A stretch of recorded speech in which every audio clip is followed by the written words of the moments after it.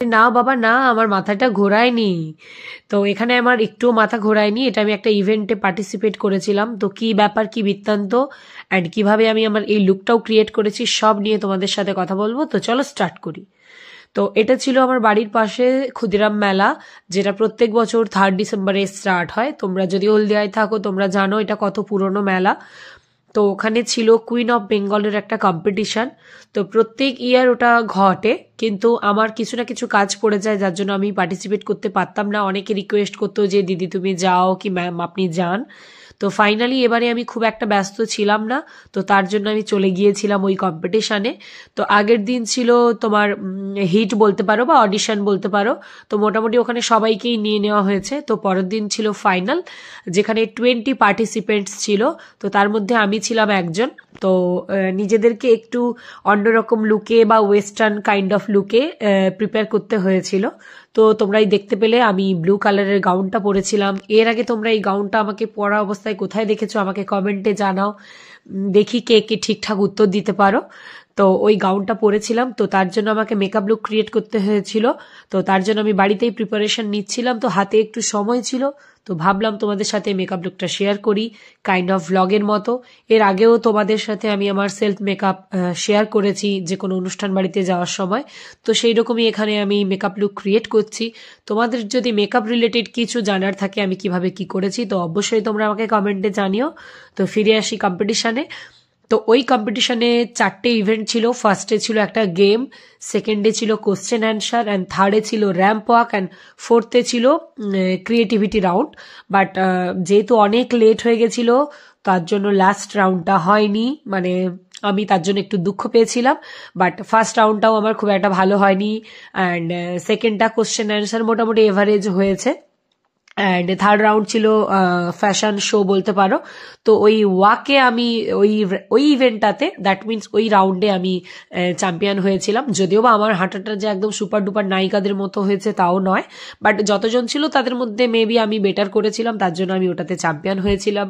তো ভালো গিফট দেওয়া হয়েছে ওখান থেকে, অ্যান্ড সবাইকে কম বেশি গিফট দেওয়া হয়েছে। তো কেউ রিগ্রেশন রাখবে না যে আমি ওখানে গিয়ে কিছু আলটিমেটলি লাভ করতে পারলাম না। তো আমার তো বেশ ভালোই লেগেছিল, অ্যান্ড জীবনে প্রথমবার কিছু না হয়েও, চ্যাম্পিয়ন না হয়েও দারুণ লেগেছে। অ্যান্ড এটাই হচ্ছে আমাদের প্রোগ্রেস হওয়ার মেন্টালিটি। তো এইভাবেই আমি করেছি। বাট লাস্টে যেহেতু লাস্ট রাউন্ডটা হয়নি, তো থার্ড রাউন্ডের পরে প্রাইজ দিয়ে আমরা সবকিছু এনজয় করে চলে এসেছি। আর আমাদের দেখেছো ওখানে বুলবুলি এসেছিল। তো বুলবুলি প্রত্যেকবারেই ম্যাক্সিমাম টাইমেই আসে। তো উনি এসেই মোটামুটি একটা পরিচালনা করছিলেন যাতে একটা অ্যাটেনশন থাকে দর্শকদের। তো আমার ব্লু গাউনটা নিয়ে আমি বলি, তোমরা হয়তো অনেকেই জানো যে আমি ব্লু গাউনটা কিভাবে রেডি করেছি। ওটা একটা শাড়ি দিয়ে তৈরি করা, এর আগে আমি বলেছিলাম বাট ডিটেলসে বলা হয়নি। হ্যাঁ, আমার বাড়িতে মেশিন আছে, তো ওটা আমি আমার নিজের হাতে তৈরি করেছিলাম আমার প্রি ওয়েডিং লুকের জন্য। অ্যান্ড আমি ওটা পরার পরই বুঝতে পারলাম যে ব্লু কালারটা আমাকে সত্যি খুব ভালো লাগে। তো ওটাও একটা আমার নিউ ট্রাই ছিল।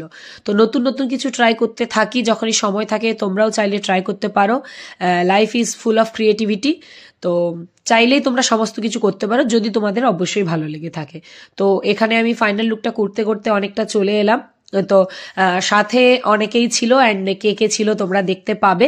অ্যান্ড এই লুকটা আমি খুব সাটেল অ্যান্ড সোভার রাখার চেষ্টা করেছি যেহেতু রাত্রি ছিল।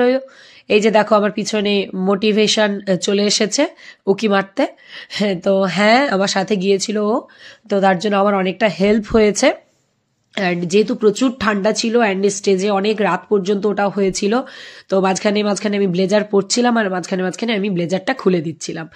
তো অ্যান্ড শেষমেশ আমি ফাইনাল রাউন্ডে চলে এলাম। দেখো আমার ফেভারিট পার্ট যেটা হচ্ছে লিপস্টিক, আমি একটু নিউড পিঙ্কের উপরে পরেছি যেহেতু আমার গাউনটা ডার্ক।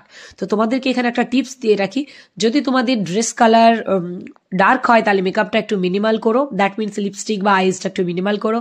আর যদি ড্রেস লাইট হয় তাহলে ওটা একটু ডার্ক করো। তো this is my full and final look. তো তোমাদের কেমন লাগলো অবশ্যই আমাকে কমেন্টে জানিও। আমার তো দারুণ লেগেছে। অ্যান্ড আমার অত বড় চুলটা একদম 5 মিনিটে আমি বান করেছি। তো তোমাদের যদি এই হেয়ার স্টাইলের টিউটোরিয়াল লাগে অবশ্যই আমাকে কমেন্টে জানিও।